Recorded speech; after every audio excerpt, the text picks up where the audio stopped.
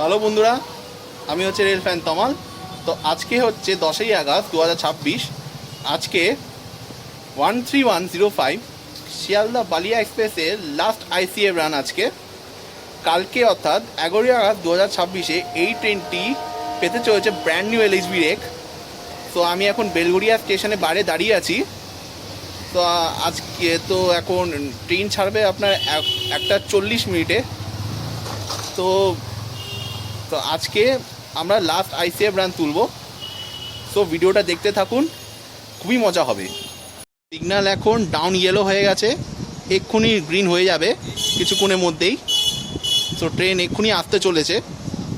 আজকে হচ্ছে last ICF run with Sealdah Ballia express. তো ট্রেন আসছে আপনার ICF rake, last ICF run.